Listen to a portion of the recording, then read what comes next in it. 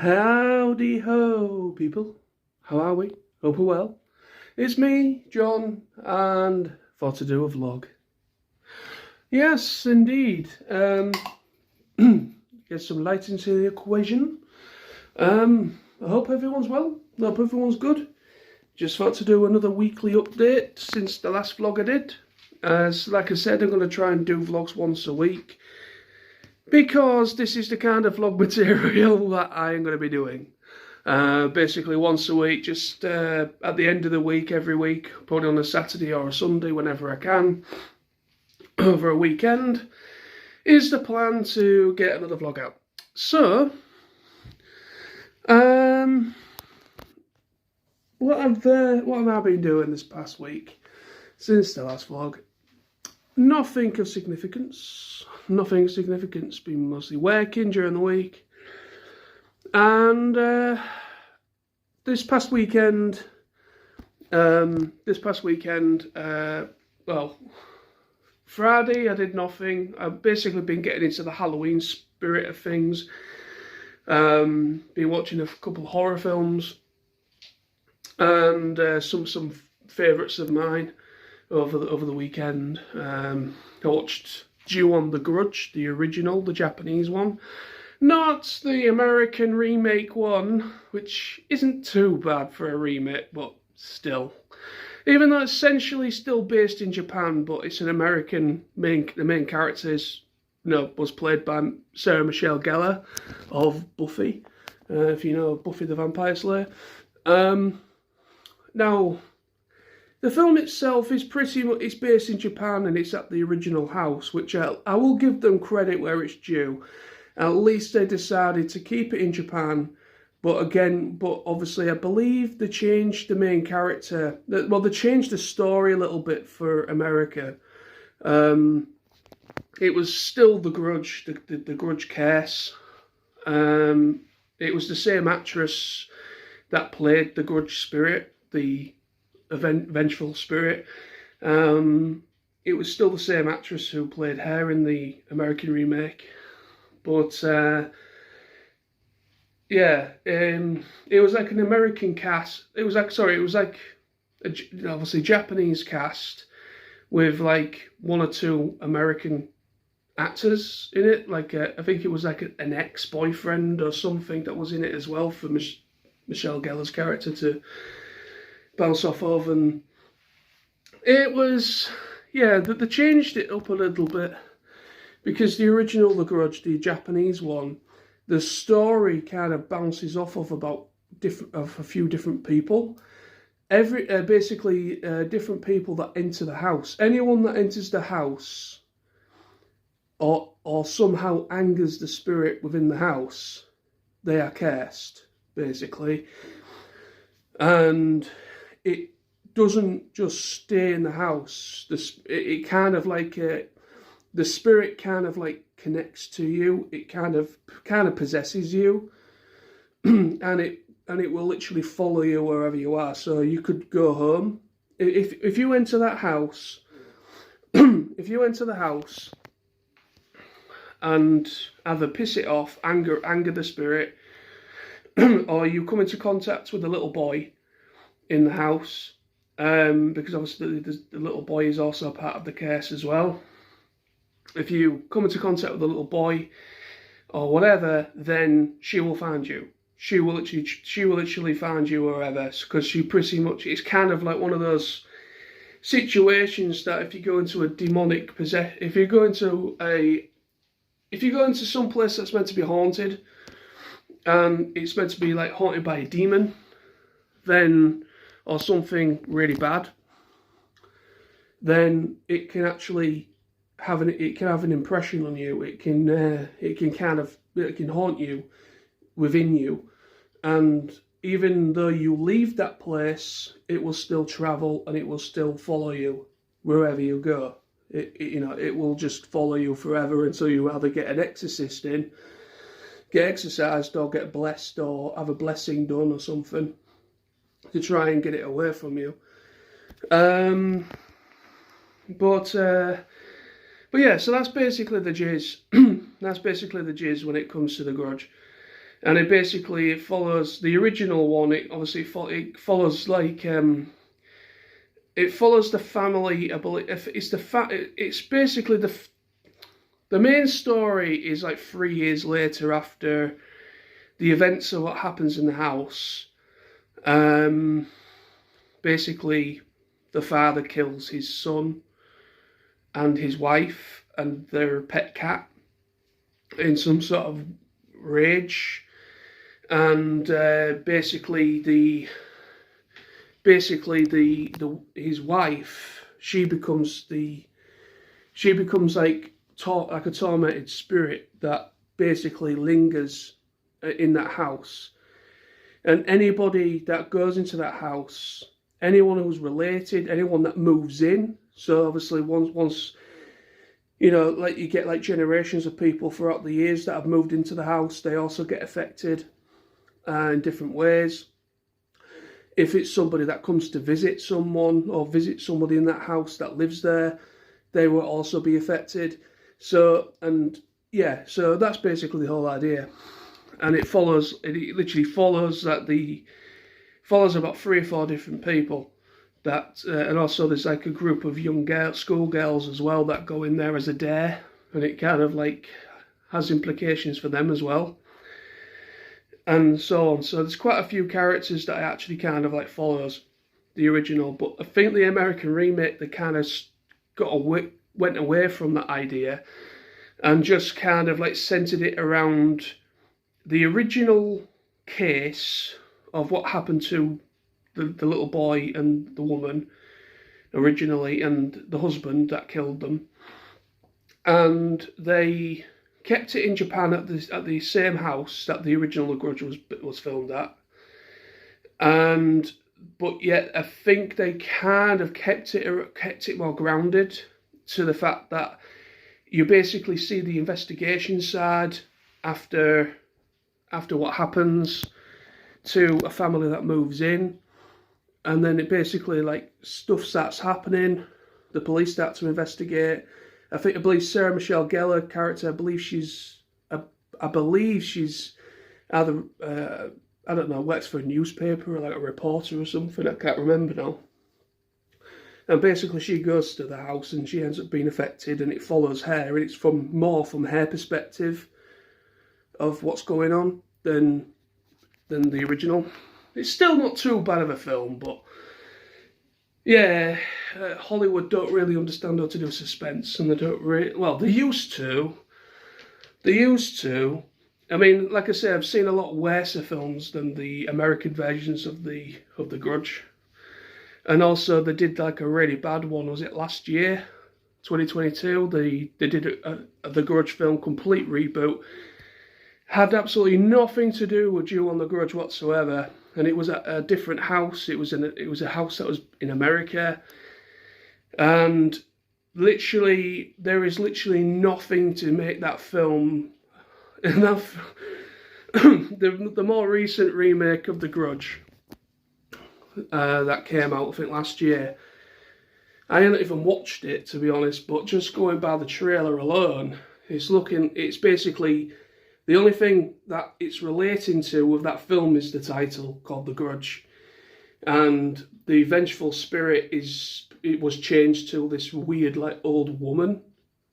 So it's an old woman in this house, like a demon. And it's completely different sorry, but yeah, I am going to bother watching that one. But yeah, I do love my Japanese horror, and I love my South Korean horror. That's where it's at for me. The heart of what makes horror special for me is still apparent in Japan and South Korea.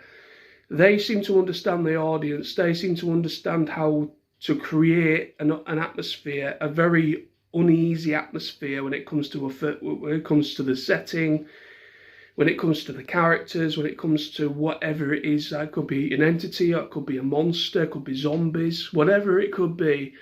And it's like, one of my favourite films as well is called Train to Busan, which is a South Korean film.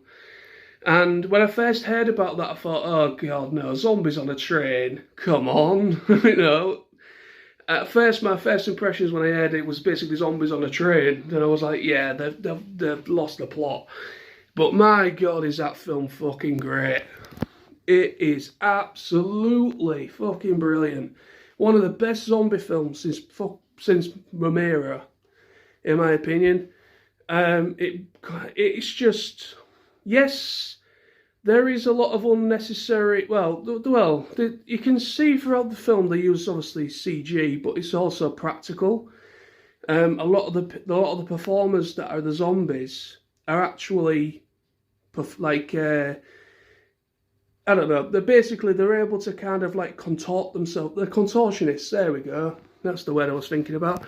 They're basically contortionists, so they're able to kind of like put themselves in real weird positions, and you hear that cracking sound, like, you know, that cracking sound, and I love that cracking sound, and it just makes you kind of shiver, put like a shiver down your spine when you hear it, and it's like, oh, I love it.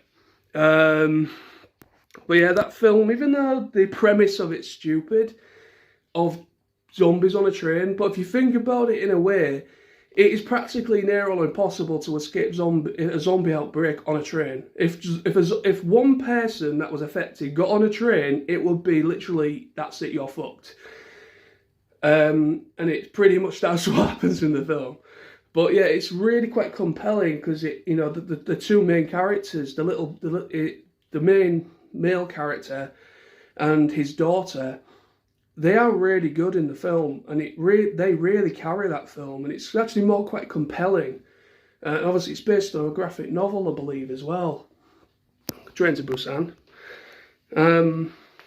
But yeah, I absolutely love South Korean horror and Japanese horror. They just understand how it goes, and I'm not saying everything that's produced in Japan and South Korea is good. I mean, I've not watched everything, but from what I have seen, it really is a big, there really is a big improvement when it comes to American horror, because American horror is stuck in this never-ending formula that never changes. Like the Conjuring films are never gonna stop, because people go to watch the Conjuring films in their droves, and they are not scary at all. I've seen, I think the first two Conjuring films when they first came out, and I've seen the first Nun, and I just literally turned off from them. I was like, yeah, they're just carbon copies of each of the same films. The only difference is different characters are being affected by whatever, slightly different environment, but yet it's exactly the same film.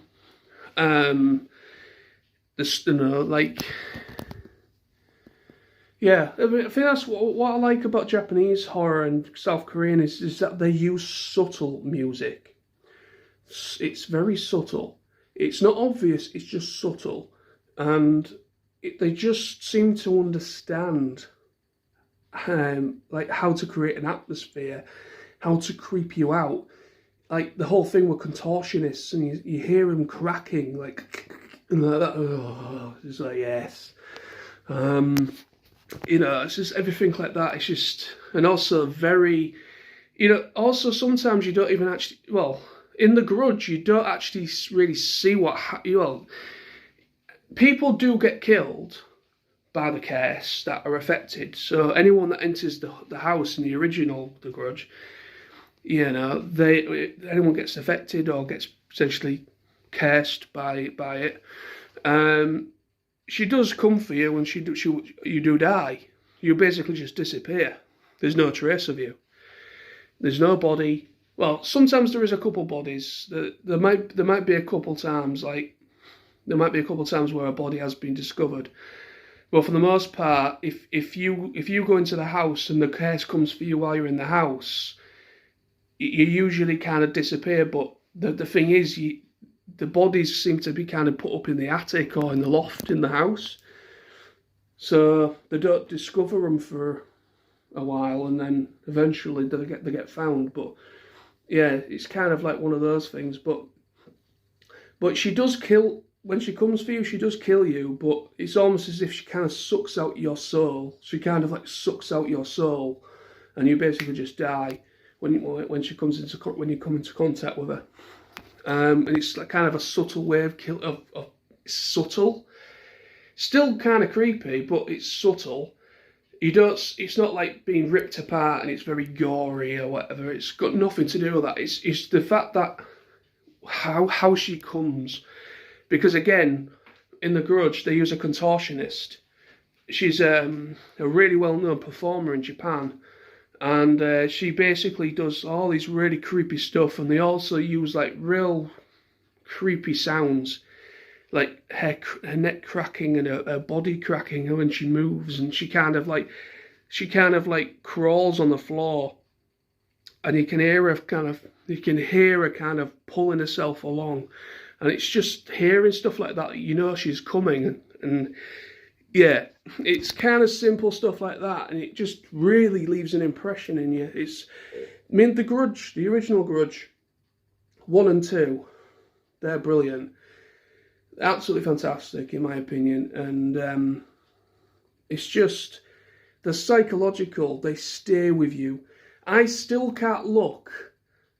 If my dad's gone into the loft to get the Christmas decorations and I'm staring into nothing but black, in my mind's eye, all I can think about is hair popping her head out and coming down for me. That's what I mean about The Grudge. It stays in there for how many times when I very first watched that film, it fucking creeped me out. It really did creep me out. It really did. It's always stuck with me, that film, even to this day. And that's what makes a good horror, in my opinion. It's psychological. And the psychological kind of side of it has been lost in America. It really has, in my opinion. Each to their own and all. Each to their own. You know, people like the Conjuring films, and some people like what I will call the more tamer, modern day horror, American horror. I'm not saying this. Now and again, you might get a fairly interesting one, but yeah, they're kind of a dime to a dozen nowadays. But anyway, so yeah, that's what I've been doing this past weekend. Basically watching some horror films. I watched Jason X as well, which is terrible, but I love it at the same time. It's like Jason Jason in space. But yeah, I watched that as well. I watched Ju-on the first Curse film, which is kind of similar. Well, it is. It's pretty much The Grudge, but it's before the Grudge film. Because I got a box set.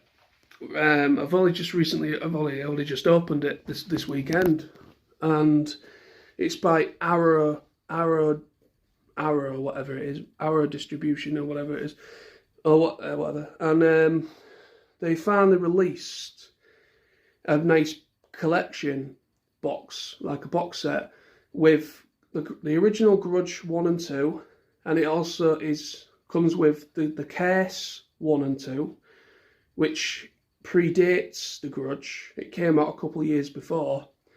And then there's also another, they also have White Ghost and Black Ghost, which is what White Ghost and Black Ghost is basically fans of both The Ring and The Grudge, both of those two franchises, were like, what would happen if those two spirits kind of like met each other? And it's just kind of like a weird kind of concept of basically White Ghost, Black Ghost, and basically, yeah, well, no, there's White Ghost, Black Ghost, I think I'm getting mixed up, is a separate thing. But then there's another one, but I can't remember now, but in part of the set, there's also that as well. Well, I'm trying to say, where basically the vengeful spirit from The Ring and the vengeful spirit from the Grudge, they kind of meet and they kind of like fight it out, basically. It's just an absurd thing, but it's something the fans wanted in Japan, and it never got a Western release. Also, the Case 1 and 2 didn't get released outside Japan. It was basically a straight to DVD thing in Japan. It never made it. Only The Grudge 1 and 2 actually made it outside Japan internationally. But most of the other stuff are part of the Grudge stuff, except there is also the Netflix series. There's a series on Netflix as well that's supposedly meant to be a prequel. It's meant to be it's like a mini series that they did, and it's on Netflix, and it's meant to be kind of like a prequel or something, as well. But yeah, so that's what I've been doing this weekend in regards to films and stuff. Today I've been watching a little bit of anime, and just chilled out. I've had a nice lazy Sunday. Yesterday I met up again with Smithy, but this time we went round Hull Fair. For those that are not local, and there's quite a few of you that don't know about Hull that much. They're not of Hull, but they don't know about Hull Fair, unless either me or Tony or Sam in the past has posted anything for it. Yeah, basically Hull Fair, it's basically one of the largest travelling fun fairs. Basically, think of Nottingham Goose Fair, and basically most of the people that go to Nottingham Goose Fair come to Hull straight after that's finished. They travel to Hull, and that's basically where their season finishes. The Hull Fair is literally I think one of the last big fairs to happen in the year for the travelling community that do all the rides and things. And yeah, so we went to Hull Fair, had a walk around. I didn't go on any rides. I'm not a big fan of rides, basically. When I was younger, I used to go to the Dodgems and the Twister. But anything bigger than that, all the real big rides, and fuck that, I ain't doing that. But yeah, we had a walk around, and then I got something to eat. I got a nice German hot dog, which was beautiful.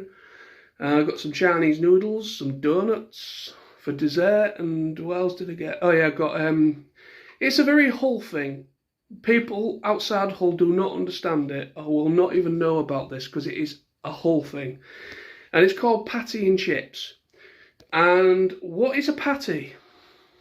When it's at home, it is basically sage and onion with potato, and basically put in a fryer, deep fat fried,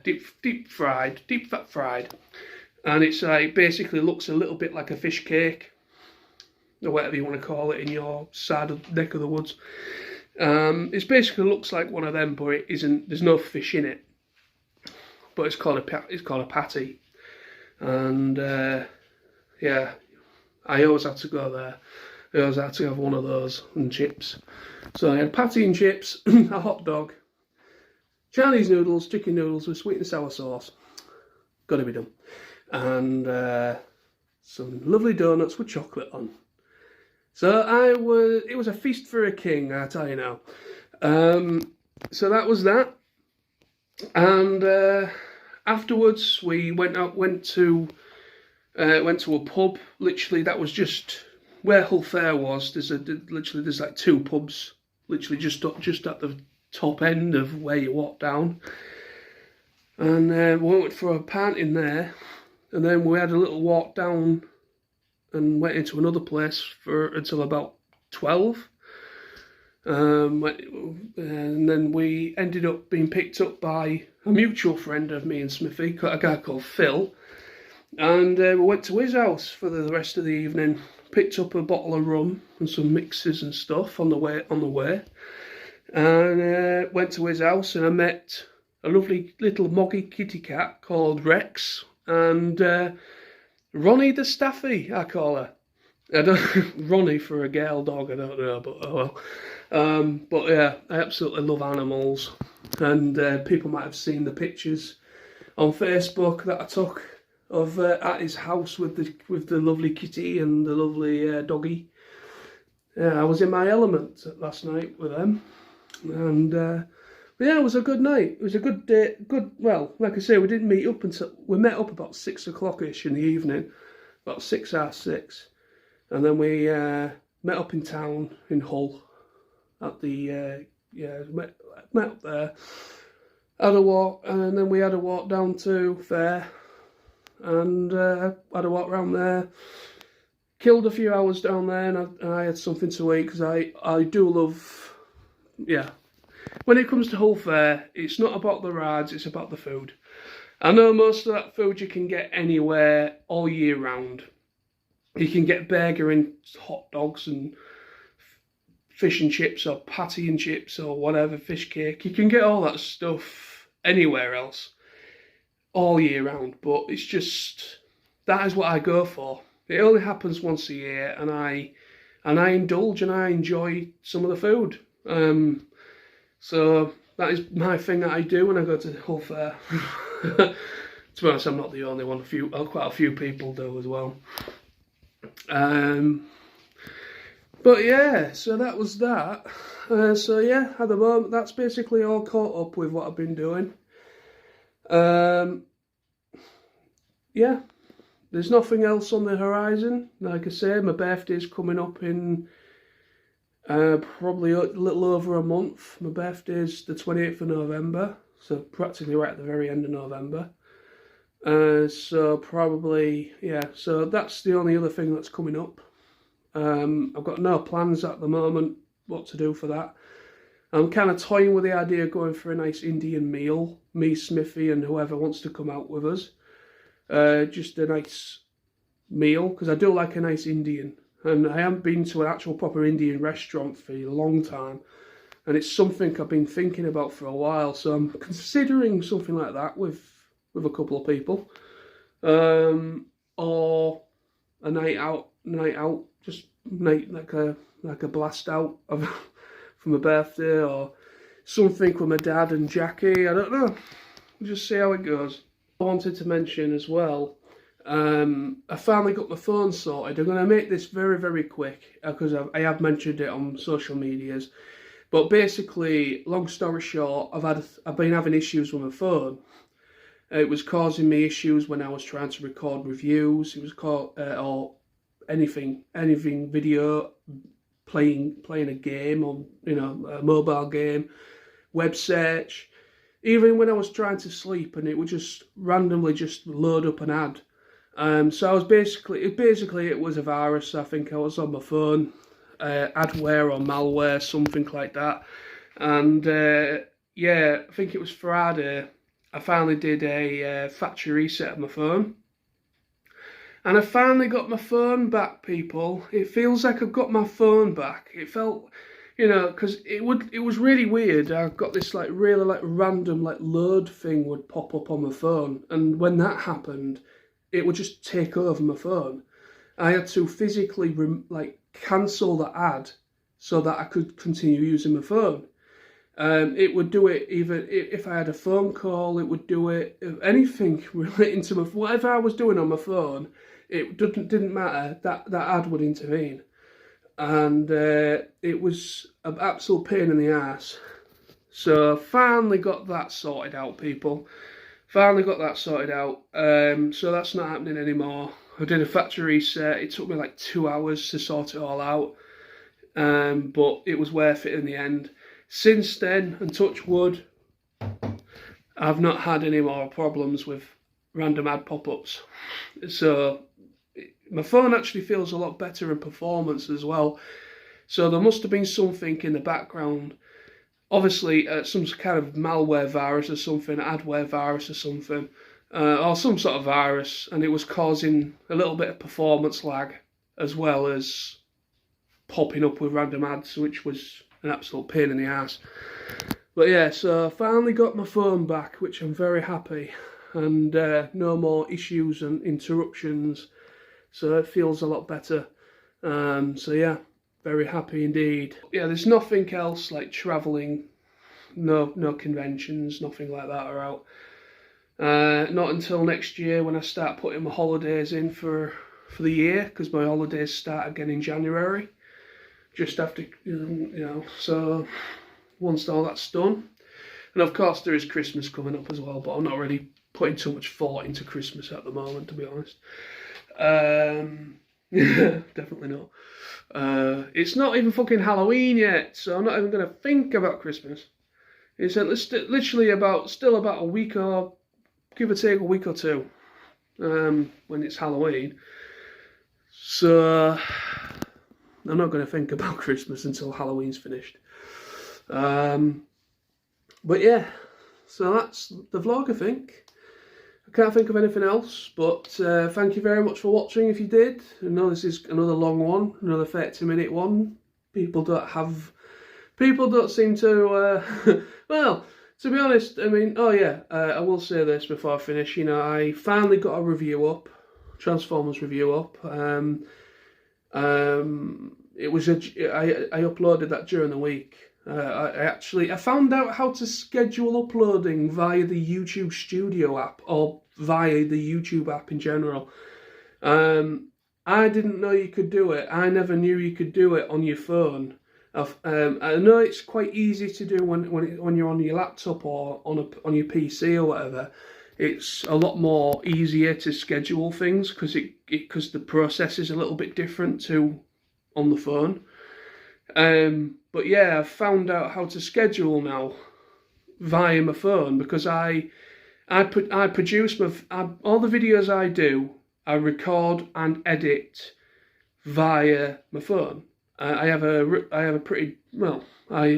editing software on my phone, and I don't believe it's available on PC. I have tried to find it, but I can't find it for PC. I believe it's only for mobile phones or for tablets and things like that. But it's on the Play Store for Android. I don't know if it's on iOS or not. But it's a really good editing software. It's called Power Director. And that's the one I use to edit my videos, my reviews, my vlogs, like travel vlogs. This video, obviously, I'm not going to need any editing. It's just going to be uploaded as it is. But I use my phone to record and edit, produce, and upload to YouTube. I'll do it all via my phone.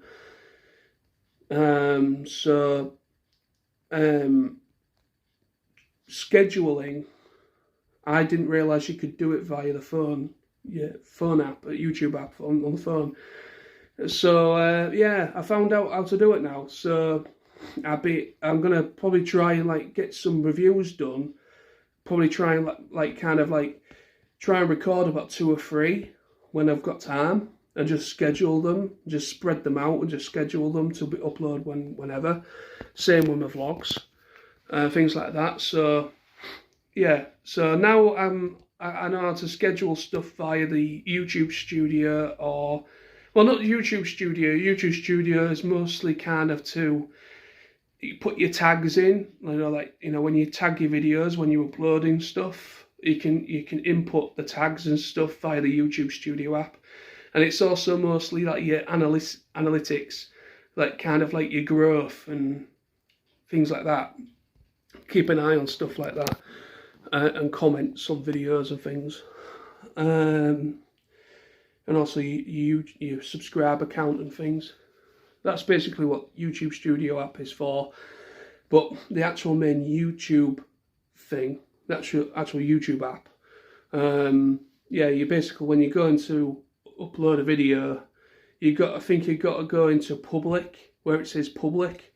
If you click that, you get like a drop down, and it says that you can schedule it, or you can have it do it as a premiere, and you can put the date and time in and everything, and it does that for you. So I finally found out how to do it on the app, which is fantastic for me, because now I can kind of freely make videos and just schedule them now, and I could do it via my phone instead of having to mess around with my PC upstairs, which is great. But anyway, so that's all I wanted to say. So yeah, so like I said, I've finally got a Transformers review up on my main channel. Go and check it out if you wish, if it's something you're into, or if not, it's all good. Well, thank you very much for watching, and I'll be back next week with another vlog, and I'll be back with more reviews as well. Also, yes, I uploaded today, I forgot to mention, I uploaded today a collection room update video.